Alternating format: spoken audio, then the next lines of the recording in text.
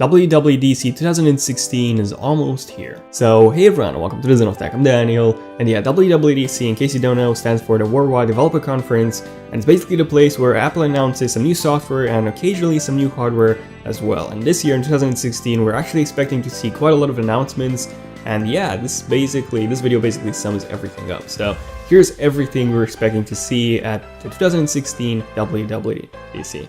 Enjoy.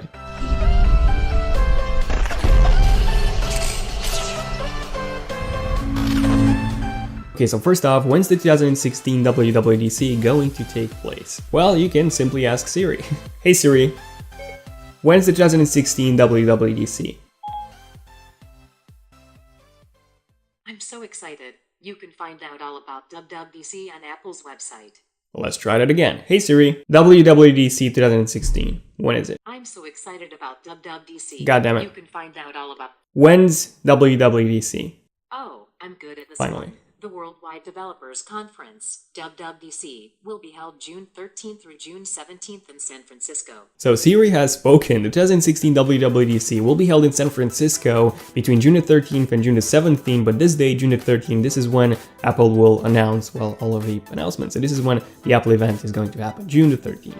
Now usually at WWDC, we only see software updates, so the new version of iOS and the new version of macOS. But this time we're actually expecting to see some brand new devices as well. Now on the software side, the first thing that we're going to see is the brand new iOS 10. And speaking of iOS 10, there's a slight chance that they'll actually update the name from iOS 10 to iOS X, like they've done with macOS. But yeah, I actually don't see this happening, but there's still a possibility of seeing this. Okay, so what about new features? Well, I'm not so sure what to expect, to be honest. There haven't been any big iOS updates since actually iOS 4, which brought multitasking and folders, and then iOS 7, which redesigned the entire operating system. However, iOS 10, well, 10 is a pretty huge number, and with macOS 10.10, which was Yosemite by the way, we've seen a lot of changes. The entire operating system has been redesigned, so who knows, maybe with iOS 10 we'll see some pretty big changes as well. I really do hope so. So I'm personally really hoping for some on-screen widgets on iOS like we have on Android, but no, this will most likely not happen, especially with iOS 10,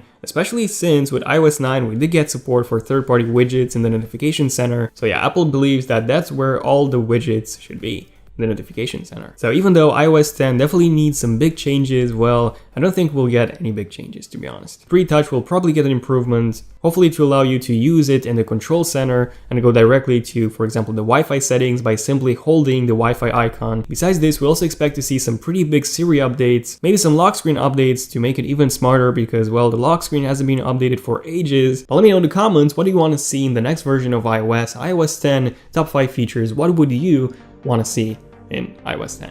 Let me know. Now the developer preview will be out shortly after the event, and I'll be making some videos on iOS 10 as soon as the developer preview is out, so definitely feel free to subscribe if you want to see those videos as soon as they come out. But yeah, this is basically it in terms of iOS. Now moving on to the second software announcement, which is going to be watchOS 3.0. So watchOS 3.0 will be focused heavily on iPhone independency, especially since the Apple Watch 2 will also be focusing on this as one of its key selling points. But yeah, the Apple Watch 2 won't be released until later on in the year. So overall, iPhone independency, it will also focus on performance, interface optimization as well, because I mean, come on, those really small apps in the app drawer, they're almost impossible to touch on such a small screen. Some interface changes are definitely coming and some performance improvements as well. Next up, we have macOS 10.12. So there are some rumors suggesting that Apple will drop the X from the macOS X name and simply just call it macOS. So in that case, we would only have macOS 10.12 or even just macOS 12. Regardless of its name, we're actually expecting to see some pretty huge improvements, some pretty huge changes with macOS 10.12. So the first big change is going to be Siri. Siri is finally coming to Mac.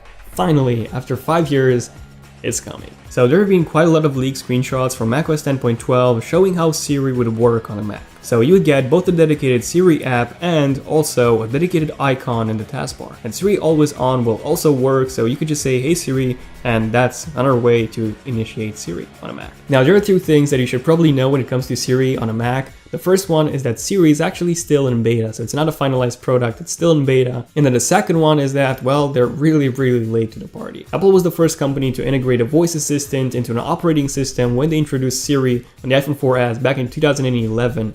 Yeah, 5 years ago. And since then, well, Microsoft with Windows 10, they have Cortana, and with Mac, well, Siri is still not here.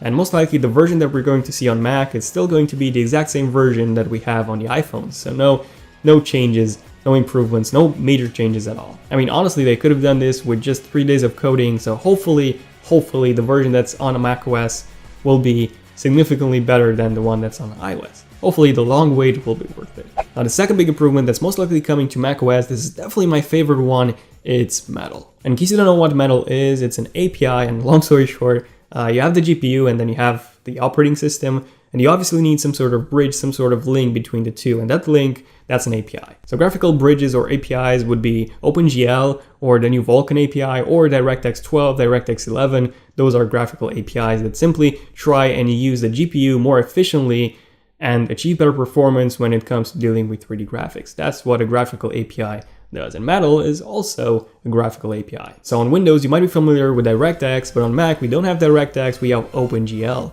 And yeah, Apple has been using OpenGL for quite a while now, and unfortunately they're not even supporting OpenGL anymore. So the latest version that you can get on macOS is 4.1, which has been released in 2010. So a 6-year-old version, which hasn't been updated yet for ages. And that's what Apple wants to do with Metal, to significantly improve the graphical performance you can get on the Mac. So just to give you an idea, Adobe has actually showed us a demo of After Effects running on macOS on Metal, and they managed to achieve, guess what, 8 times the graphical performance on the exact same computer just by using Metal instead of OpenGL. And they can play a really complex 4K project with lots of effects, lens flare, motion tracking, everything all in real time. And that's in After Effects. So Metal for OS X would be a huge improvement. Imagine all Pro apps running on Metal. So Final Cut Pro, Logic Pro 10, especially Final Cut Pro, you would be able to edit 4K with lots of effects in real time. Imagine this machine, the top of the line, 2015, 5K right on an iMac. I cannot edit 4K videos with lots of effects on this without having to render. So with Metal, I would be able to do this. And even the 15-inch MacBook Pro could do this, maybe even the 13-inch, so huge improvement coming with Metal on macOS. Oh, and games would also run much better in Metal once they're updated than in OpenGL. And once Metal has been fully integrated into macOS X, also expect to see some brand new versions of Final Cut and Logic Pro 10, both updated to obviously use Metal, and maybe a lot of new features as well. So out of all announcements, I'm most excited for Metal. Other than that, Apple has also applied for a patent that lets you use your iPhone's Touch ID to unlock your Mac. So this might also be coming in macOS 10.12. So this has been pretty much everything in terms of the software announcements: iOS 10, watchOS 3.0, and macOS 10.12 with all the features. Now here's everything we're expecting to see in terms of the hardware announcements. So first off, a brand new Mac Pro. The Mac Pro hasn't been updated for ages. Yeah, it hasn't been updated since 2013, so 3 years. And the Mac Pro, even though it's really expensive, it's really weak now. The D700s are pretty old, even though they have a lot of dedicated video memory, 6 GB each, so you can get up to 12 GB in total on the Mac Pro, which is just insane. But yeah, they're still pretty old, they haven't been updated for ages. And besides this, the Xeon processor that's inside the Mac Pro doesn't even support QuickSync. So yeah, it's that old. And in case you don't know, what this means is that the 13-inch Retina MacBook Pro, even that thing can render faster than a Mac Pro because it doesn't have QuickSync.